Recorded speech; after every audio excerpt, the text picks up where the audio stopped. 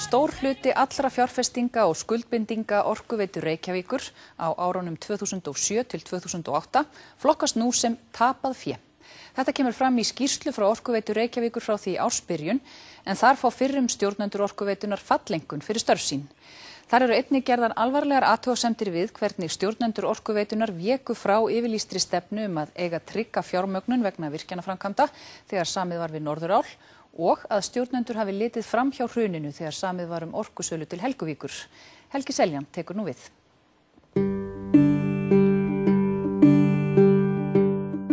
Þegar ný stjórn Orkuveitunar tók við eftir kosningarnar 2010 var ákveðið að stjórnendur fyrirtækisins gerðu skýrslu stöðu þess.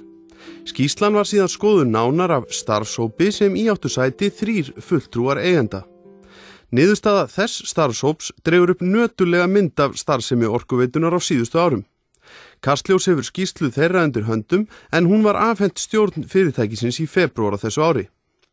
Fyrrum stjórnendur Orkuveitunar hafa hingað til haldið því fram að sala á orku til stóriðju meðal annars hins fyrirhugaða álvers í Helguvík sé hagstæð Orkuveitunni og arður af virkjununum sé því tryggður.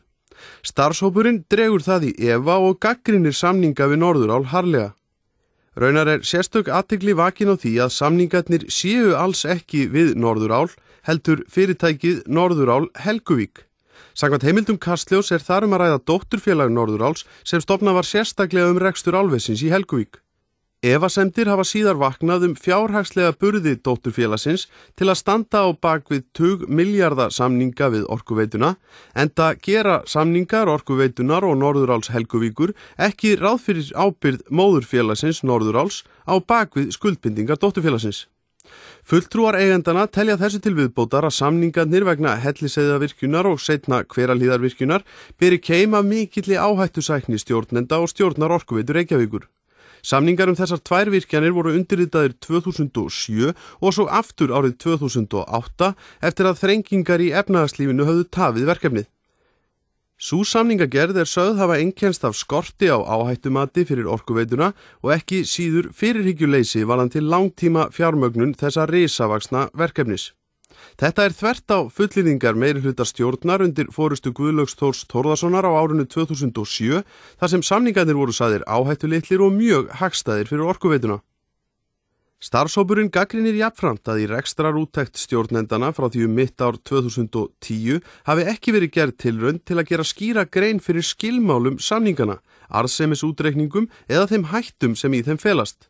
Til dæmis hafi verið ákveðið að aflétta fyrirvörum fjármögnun þegar skrifað var undir samninga vegna fyrsta áfanga álversins í desember 2008. Fyrirvarar höfðu fram til þess gert ráð fyrir því að fjármögnun allt að helmingsframkvæmdana væri forsenda þess að í þær væri ráðist.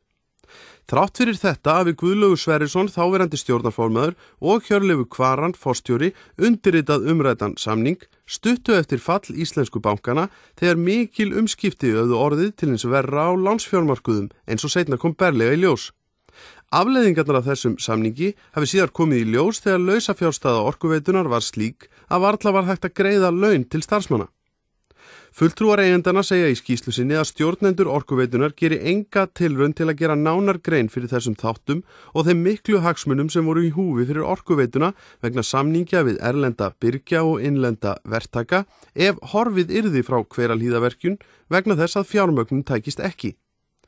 Stjórnun Orkuveitunar á árunum 2 fyrir hrun fær auk þess algjöra falleinkunn í þeim orðum að stór hluti fjárfestinga á árunum 2007 og 2008 sé í raun glatað fé. Flestar þessar fjárfestingar hafi verið fjármagnaðar með lausafé eða skammtímalánum og að samkvæmt úttekt stjórnenda sé tap af óarðbærum og töpuðum fjárfestingum fyrirtækisins hvorki meira né minna en 30 milljarðar króna. Við þetta bætir svo næstum 4 milljarða kostnaður vegna framkvæmda í nýbyggingahverfum sem enn hafa ekki skilað tekjum. Í skýrslunni kemur einnig fram að lausung hafi einkennt alla áætlunargerð vegna stórra fjárfestinga í hitaveitum og fráveitum á árunum 2004 til 2007. En á þeim tíma keypti Orkuveitan nokkrar hitaveitur meðal annars í Ólafsvík og Hveragerði. Arðsemisútreikningar voru ófullnægjandi og bentu oft beinlínis til að ekki yrði arðsemi af umræddum fjárfestingum sem þó var ráðist í.